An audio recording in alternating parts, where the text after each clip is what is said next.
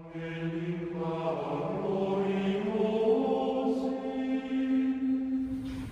want to start by talking about today's first reading from the book of Job, and it's just at the very beginning of the book of Job, and I suspect that as we go on in the weekly masses, we will have more readings from the book of Job. And I'm sure most of you are aware of the contents of the book of Job, and it's kind of an interesting book in the Bible.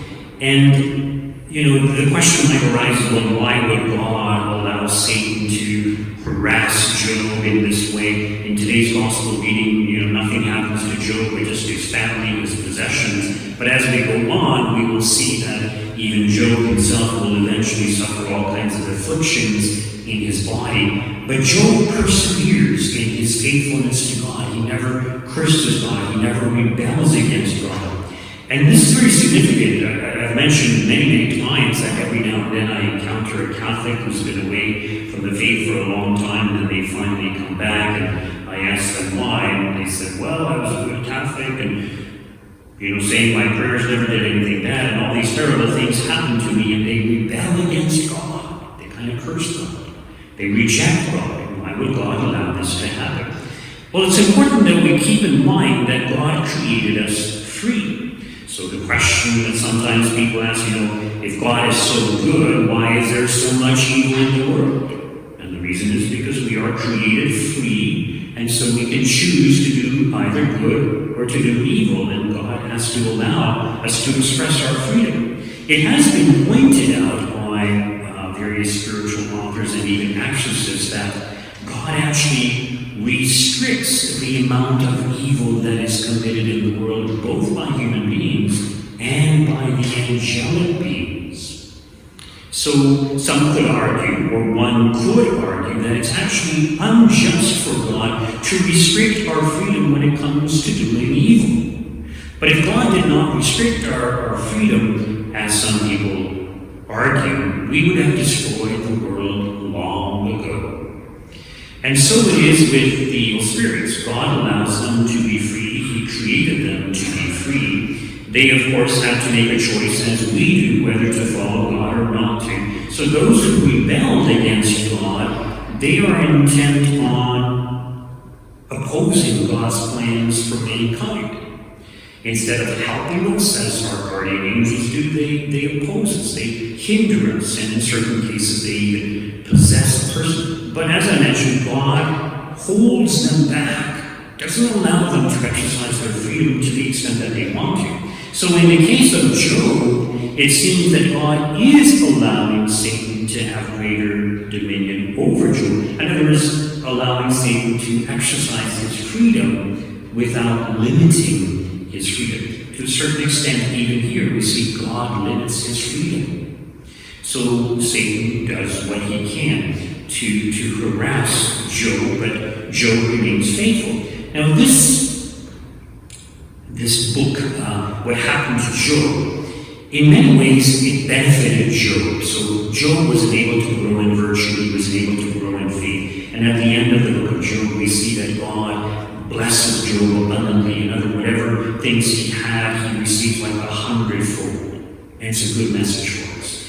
And even the beginning of the book of Job, what we have in today's reading, how God blessed Job, and Satan was arguing, well, it's because you put a fence around him, you're protecting him. And that's true, that when we are close to God, when we live virtuous, upright lives, the way that Job did, God will bless us. And that was very much part of the understanding of the Jewish people, and even today for many non-Catholic Christians, they understand that if you live your life the way you're supposed to, God will bless you. And in fact, it's even in the Gospels, where Christ says, seek first the kingdom of heaven, and all things will be given unto you. So when we put God first, God will bless us. Does that mean we won't suffer? No. Does that mean we won't have to struggle and have all kinds of problems? Of course we will have to struggle and have problems, but God will bless us. Our life will be much more enriched. So it's very important that we do that. So in many ways what happened here, God allowed it to happen to Job, and in many ways it was to Job's advantage.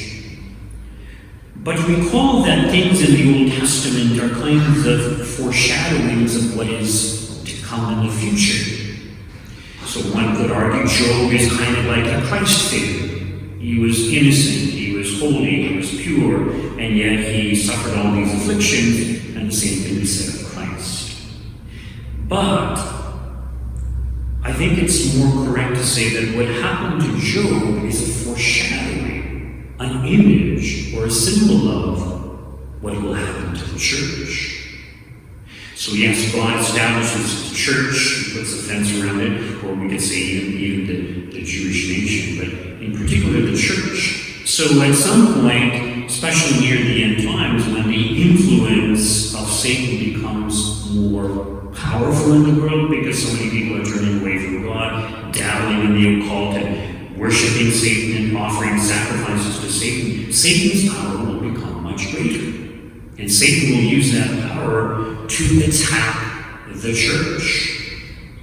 And this attack on the church will not just come from the outside, but from within. So in other words, just like Job is afflicted in his physical body, so the church will be afflicted in its members. So many will turn against God, many will fall away, but even though Job was kind of brought to misery and kind of half alive at the very end, he's kind of resurrected. So the same thing will happen to the church. So the church will be horribly attacked. And, I mentioned this the other day when I mentioned that the church has to follow Christ in his passion, in his death, and only then will come the resurrection. And so it's important that we understand this. And this, what I'm saying right now, it's more clearly exemplified by the vision of Pope Leo XIII that took place in 1884, October the 13th, 1884, exactly 33 years before the miracle of the sun in Fatima in 1917.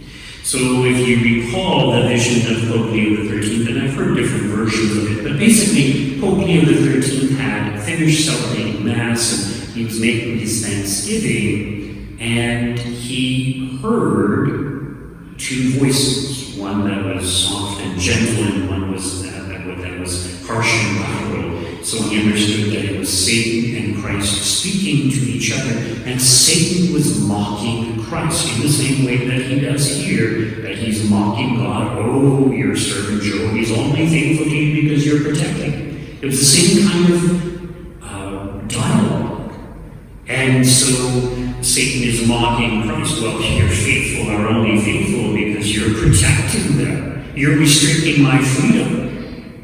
And so Christ, out of justice, says, okay, well, you have 75 to 100 years to exercise your freedom to a greater extent.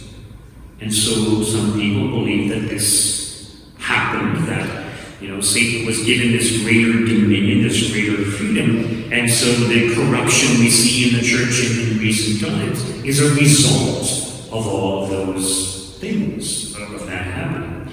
And it's also mentioned that Pope Leo XIII, when he had this vision, or he heard them speaking, that he also had a vision of the demons of hell descending upon the church and wreaking havoc within the church.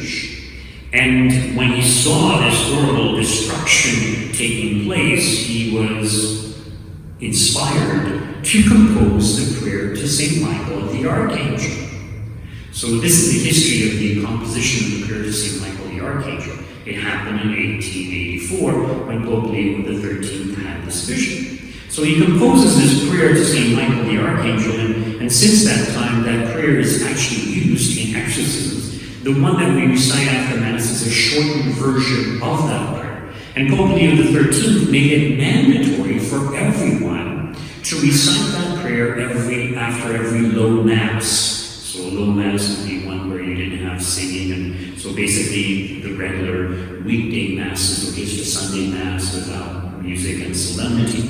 So all the faithful were required to recite that prayer, and it was done up until sometime in the 60s, after the Second Vatican Council.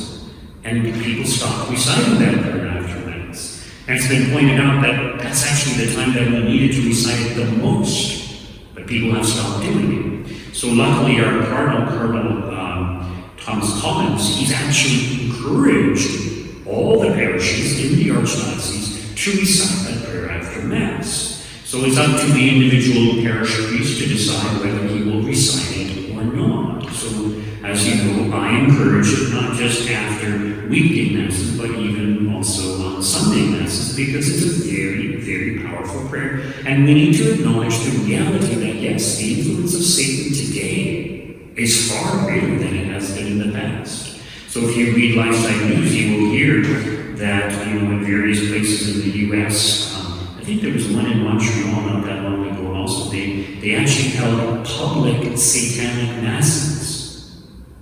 So Satanism is becoming more widespread, more acceptable.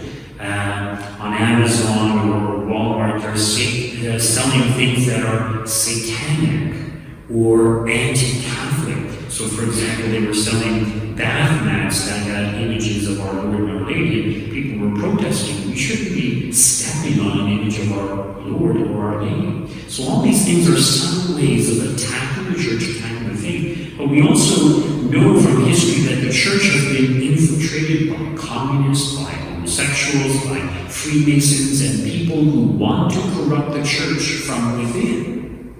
And there's ample evidence of all of this happening. So much so that in 1972, Pope Paul VI made a statement that through some fissure, through some crack in the church, Satan, or the smoke of Satan, has entered the church. In other words, he was so concerned because he realized that the influence of Satan was within the very church.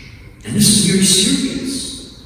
So in other words, the corruption of the faith, the watering down of the faith, the obscuring of the faith, all these things are happening, and a lot of it happened after the Second Vatican Council. So the Second Vatican Council kind of opened the door, same as with the introduction of communion on the hand. Now, hardly any Catholics believe in the real presence. Okay.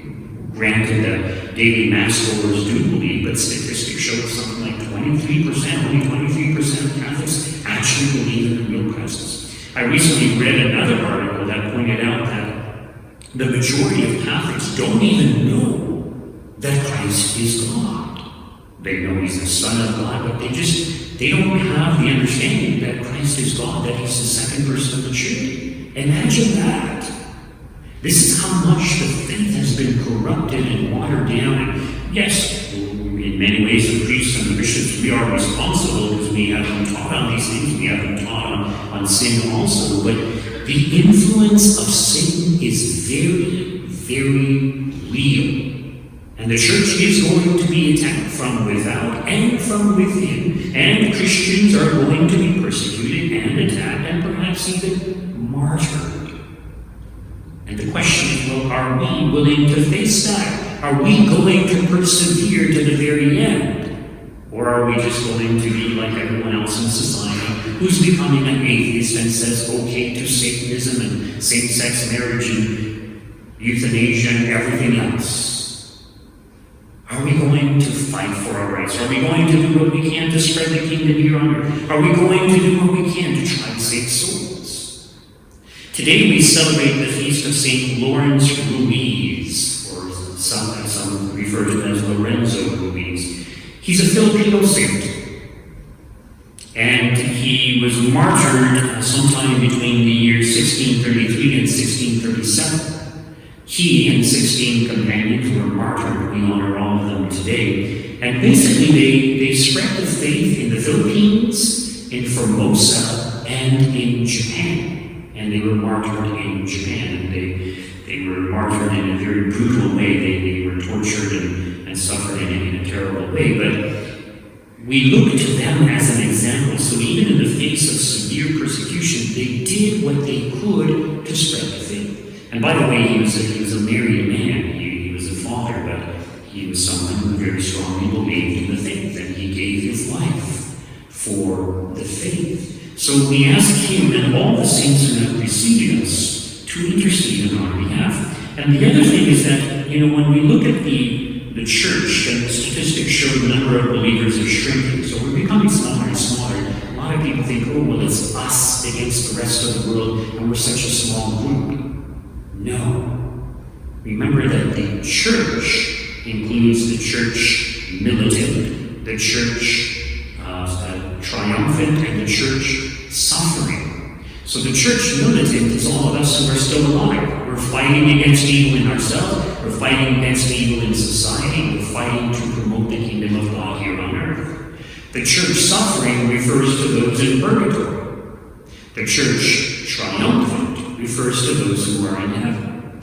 And we are all mystically united. We are all part of the church. So today, we can say, mystically speaking, the church is bigger than it has ever been in the past. We can say that today there are more saints than there has ever been in the past. And so they intercede for us. All we need to do is to call on them. You know, sometimes when I go to do something such as preaching, I'll ask St. Lorenzo Ruiz, please pray for me. My guardian angel, pray for me. St. Michael, St. Gabriel, St. Raphael, pray for me. And I'll go through a litany of saints that I have a devotion to. And when I do that, I find, they remember things better, comes out better. I often get tongue-tied and don't know what to say, but they do help me. The saints are there. Their ability to intercede for us is real. We just have to call on them more often because they want to assist us. And so many saints, St. Therese of Lisieux and Padre Pio, they said their vocation is going to begin in heaven. In other words, they will be doing more good in heaven or from heaven than they did here on earth. But we seem to forget all this. And we think, we're just a small group of people. No. We are members of the church, the entire church, the church militant, the church suffering, and the church triumphant. And they are with us, and they will help us through any and every difficulty, any and every trial, any and every persecution that we may have to face.